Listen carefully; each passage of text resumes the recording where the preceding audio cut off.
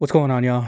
My wife and I, we often talk about this as far as like dating culture, marriage relationships, stuff like that. And we see marriages like ending, in divorce, separation, and stuff like that.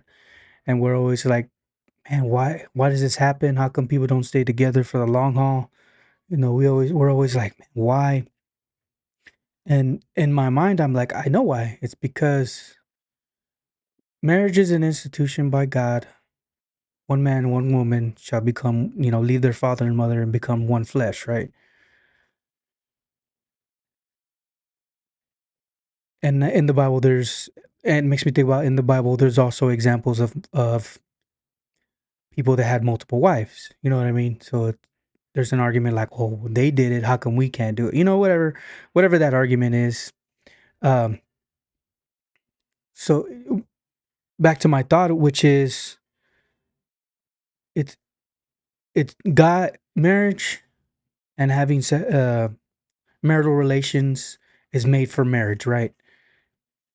And God created that. Okay, God, that's what God wanted, right? That's God wants two people to come together with intimacy and things like that, but inside of a marriage and be with that one person till you die, right? That's the institution, right? That's what God wants.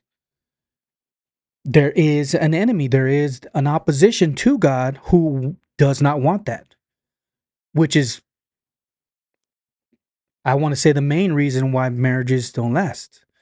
They end in divorce. It's because there's a spiritual attack, there's a mental attack on our society to where it's flipped, and we think that no, we don't need marriage. We can sleep with whoever we want, right? I mean, that's what we're doing now. And then some people might think, well, oh, that's the old way to look at it, as far as like, oh, being married to only one woman, or you don't understand, I was in abuse, which is understandable. There is reasons in the Bible that you can divorce your partner, your spouse. Abuse, talking mental, physical abuse, sexual abuse, you know, y- there's reasons that you can leave the partner, right? But the idea is to stay with them for the long haul. And I'm not saying that you have to stay with somebody who's abusing you. No, like, don't do that, right? There's, and I think it's Paul. He says, I don't know where it is, but it makes sense, right? For if you're being mentally abused. Now, if the partner is willing to like work on it, if y'all are both willing to work on it, then work on it. Fix it, change it, move forward.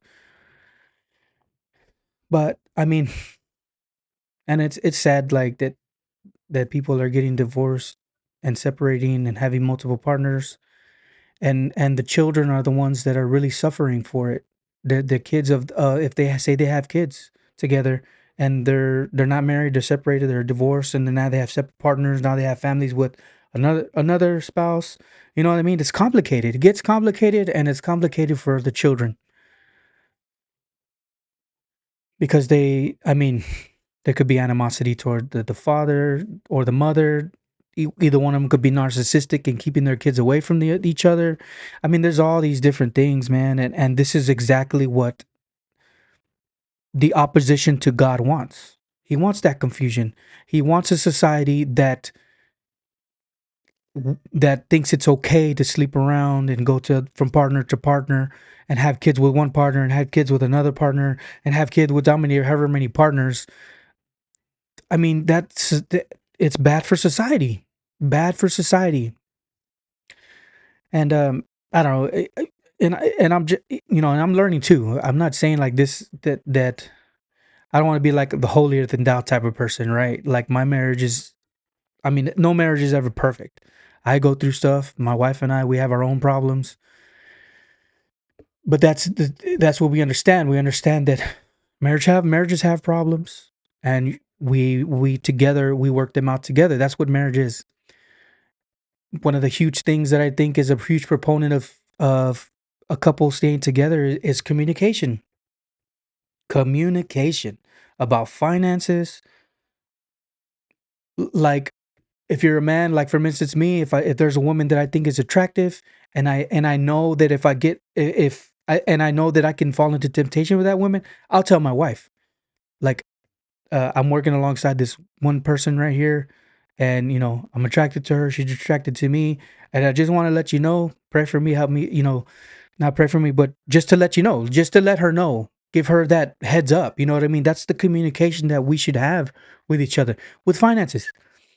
Um, I bought a Snickers bar. Sorry, you know what I mean? Not something that small, but like, oh, I went to go get a car in debt, and I forgot to tell you.